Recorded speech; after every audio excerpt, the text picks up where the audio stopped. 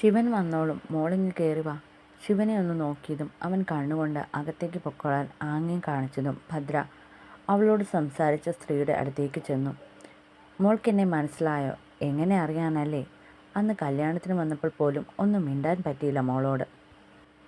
അവളെയും കൂട്ടി അകത്തേക്ക് കയറുന്നതിനിടയിൽ അവർ പറഞ്ഞതും ഭദ്ര അവർക്കൊപ്പം ചെരുപ്പൂരി അകത്തേക്ക് കയറി. വിഷ്ണുവേട്ടൻ്റെ അമ്മയല്ലേ? വരുന്ന വഴി ശിവേട്ടൻ പറഞ്ഞിരുന്നു ഇങ്ങോട്ടാ വരുന്നതെന്ന്. കല്യാണത്തിന് വന്നപ്പോൾ പക്ഷേ ആൻറ്റിയെ കണ്ടതായി ഞാൻ ഓർക്കുന്നില്ല. മോളെ അടുത്ത് വെച്ച് ഞാൻ ഇന്നാ ശരിക്കും കാണുന്നത്. വിഷ്ണു പനി പിടിച്ച് കിടപ്പായതുകൊണ്ട് കല്യാണത്തിന് വന്നിട്ട് കഴിക്കാൻ പോലും നിൽക്കാതെ ഞാനിങ്ങ് പോന്നു. അവനാണെങ്കിൽ ഭയങ്കര സങ്കടമായിരുന്നു. ആകെയുള്ള കൂട്ടുകാരൻ്റെ കല്യാണം കൂടാൻ പറ്റിയില്ലെന്നും പറഞ്ഞ്. അത് സാരമില്ല ആൻറ്റി, പനിയായിട്ടല്ലേ. വയ്യാതെ ഇരിക്കുമ്പോൾ എങ്ങനെയാ വരുന്നേ? ഞാൻ പോലും രാവിലെ മുതൽ നിന്നും അടുത്തുപോയി. ആളും ബഹളവും എല്ലാം കൂടി വശം കെട്ടു പോയിരുന്നു. ഭദ്ര പെട്ടെന്ന് അത്രയും അടുപ്പമുള്ള ഒരാളോട് സംസാരിക്കുന്നത് പോലെ അവരോട് പറഞ്ഞതും വിഷ്ണുവിൻ്റെ അമ്മ അവളുടെ സംസാരം കേട്ടിരുന്നു. വിഷ്ണു എവിടെയമ്മേ? കുറച്ച് മുന്നേ കൂടി എന്നെ വിളിച്ചിട്ട് എവിടെയാണെന്നും ചോദിച്ചു വെച്ചതാണല്ലോ. ശിവൻ ഭദ്രയ്ക്കടുത്തായി സോഫയിലേക്ക് ഇരുന്നു കൊണ്ട് സംസാരിക്കാൻ തുടങ്ങി. നിങ്ങൾ വരാൻ കുറച്ചു നേരം കൂടി ആകുമെന്ന് പറഞ്ഞതുകൊണ്ട് അവൻ ടൗൺ വരെ പോയേക്കുവാ. ഇപ്പോൾ വരും. അയ്യോ, മിണ്ടി നിന്നതുകൊണ്ട് നിങ്ങൾക്ക് കുടിക്കാൻ എടുക്കുന്ന കാര്യം ഞാൻ മറന്നുപോയി. നിങ്ങളിരിക്കെ, ഞാൻ പോയി എടുത്തുകൊണ്ട് വരാം. എനിക്ക് തണുത്തതെന്തേലും മതി കേട്ടോ അമ്മേ. അടുക്കളയിലേക്ക് പോകുന്ന വിഷ്ണുവിൻ്റെ അമ്മയോടായി പറഞ്ഞു ശിവൻ. അകത്തേക്ക് അമ്മ പോകുന്നത് കണ്ട് ഭദ്ര ശിവൻ്റെ അടുത്തേക്ക് തല ചായ്ച്ച് അവൻ്റെ ചെവിക്കടുത്തേക്ക് ചൂണ്ടടുപ്പിച്ചു. അതെ, ഈ ആൻറ്റി പാവമാണല്ലേ. പറഞ്ഞിട്ട് മുഖമുയർത്തി അവൻ്റെ മുഖത്തേക്ക് നോക്കി. ആണോ? അതെ, എന്നോട് വന്ന് കയറിയപ്പോൾ തന്നെ നല്ല സ്നേഹത്തിലാണ് സംസാരിച്ചത്. എനിക്കെന്തോ പെട്ടെന്ന് ഇഷ്ടമായി ആൻറ്റിയെ. ഇഷ്ടമായോ? എങ്കിൽ നിനക്ക് തോന്നിയതുപോലെ തന്നെ പാവമാ. ഞാൻ ഇവിടേക്ക് കഴിഞ്ഞ ദിവസം കൂടി വന്നിട്ട് പോയതേ ഉള്ളൂ. അത്രയ്ക്ക് അടുപ്പമാണ് എനിക്കിവിടെ ഉള്ളവരോട്. അവൻ പറയുന്നത് കേട്ട് അതിശയത്തോടെ അവനെ തന്നെ നോക്കി. ഇങ്ങനെയൊരു അടുപ്പം അവനൊരു കുടുംബത്തോടുണ്ടെന്നുള്ളത് അവൾക്ക് വിശ്വസിക്കാൻ കഴിഞ്ഞില്ലെന്ന് പറയാം. ഇതൊന്നും പറയാതെ ഇരുന്നതിൻ്റെ പേരിൽ എന്നോട് പിണങ്ങിയേക്കല്ലേ പെണ്ണെ. നിന്നെ ഇവിടെ കൊണ്ടുവന്നിട്ട് എല്ലാം പറയാമെന്ന് കരുതി. അവളുടെ മുഖം കണ്ടതും അവൻ മുൻകൂറായി അവളോട് പറഞ്ഞു. അതൊക്കെ വീട്ടിൽ ചെന്നിട്ട് ആലോചിക്കാം. തൽക്കാലം ഇവിടെ വെച്ച് ഒന്നും പറഞ്ഞ് പിണങ്ങുന്നില്ല, അത്രമാത്രം. എന്നാ ഇനി വീട്ടിലേക്ക് പോകണ്ട. പിണങ്ങുമെന്നുറപ്പല്ലേ? ഇന്നാ മക്കളെ, വെള്ളം കുടിക്ക്. വിഷ്ണുവിൻ്റെ അമ്മയുടെ ശബ്ദം കേട്ടതും രണ്ടാളും പെട്ടെന്ന് സംസാരം നിർത്തി അവരുടെ നേരെ തിരിഞ്ഞു. ഒരു കാര്യം പറയാതെ വയ്യ കേട്ടോ മോളെ. ഞാൻ എത്ര തവണ പറഞ്ഞെന്നോ മോളെ ഒന്ന് ഇങ്ങോട്ട് കൊണ്ടുവരാൻ. അന്നൊക്കെ ഇന്ന് വരും നാളെ വരുമെന്ന് പറഞ്ഞ് ഇവൻ പോകുന്നതല്ലാതെ മോളെ കൊണ്ടുവന്നില്ല. ശിവൻ അതിന് മറുപടിയായി ചിരിച്ചു. ഭദ്ര അവനെ കൂർപ്പിച്ചു നോക്കിയതും സോറി എന്ന് ചുണ്ടനക്കി അവൻ പറഞ്ഞു, ശബ്ദമില്ലാതെ. ഭദ്ര പക്ഷേ അത് കണ്ടിട്ടും ദേഷ്യം പിടിച്ച് മുഖം മാറ്റി. പിണക്കമായി അവൻ മനസ്സിൽ പറഞ്ഞുകൊണ്ട് വിഷ്ണുവിൻ്റെ അമ്മ കൊണ്ടുകൊടുത്ത വെള്ളമെടുത്ത് കുടിക്കാൻ തുടങ്ങി. കഴിഞ്ഞ ആഴ്ച പെണ്ണ് കാണാൻ പോയിട്ട് എന്തായി അമ്മേ? അവനോട് ചോദിച്ചിട്ടാണേൽ ഒന്നും അങ്ങ് പറഞ്ഞില്ല.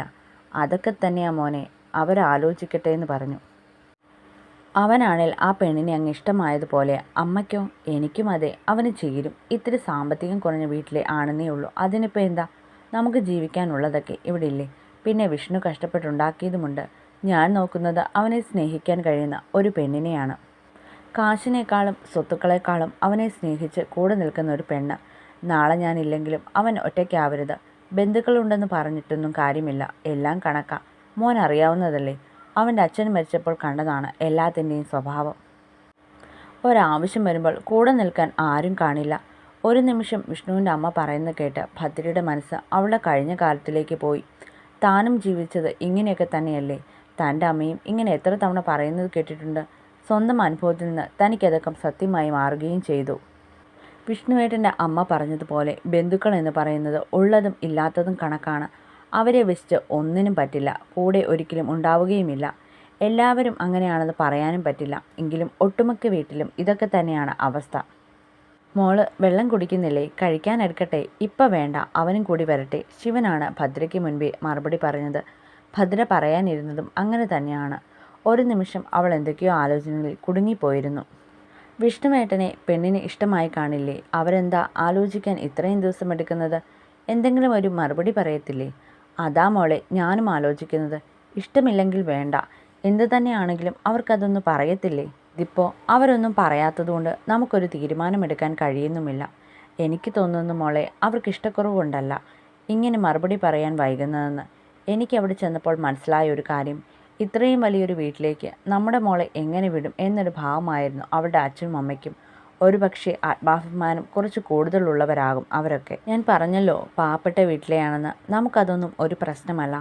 കുട്ടി നല്ലതായിരിക്കണം. ഞങ്ങൾ ഇറങ്ങാറാകുമ്പോൾ അമ്മ അവരുടെ ഡീറ്റെയിൽസ് ഒന്ന് പറ, ഞാനൊന്ന് തിരക്കി നോക്കട്ടെ. തരാമോനെ. എനിക്കെന്തോ ഇതങ്ങ് കൈവിട്ട് കളയാനും തോന്നുന്നില്ല.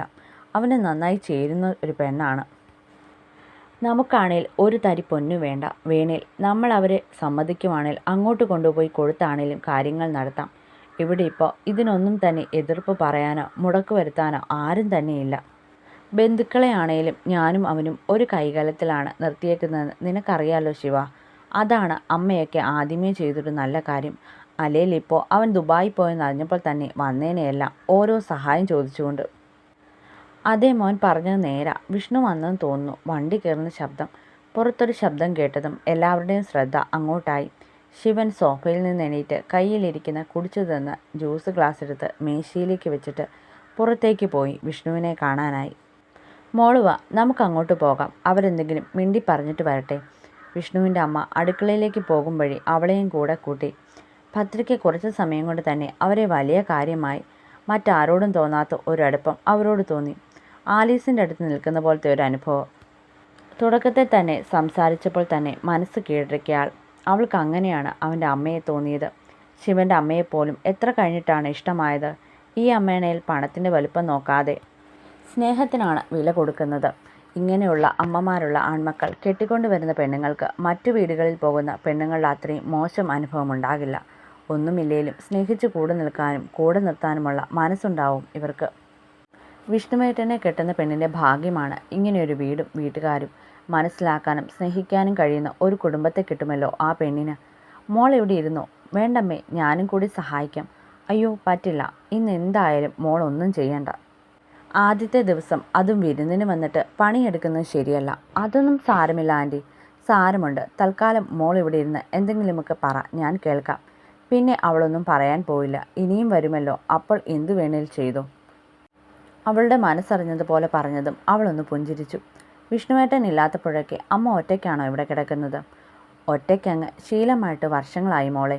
വിഷ്ണുവിൻ്റെ അമ്മയുടെ സംസാരത്തിലെ ശബ്ദമാറ്റം അവളെ നോവിച്ചു. അത് പറയുമ്പോൾ സ്വന്തം ജീവിതവും സാഹചര്യവുമാണ് അവൾ അവരെയൊക്കെ ഒത്തുനോക്കിയത്. ഇതുപോലെ തൻ്റെ അമ്മയും വേദനിച്ച് അല്ലേ ജീവിച്ചത്? മറ്റൊരു വിഷ്ണു തന്നെയായിരുന്നില്ലേ ഞാനും?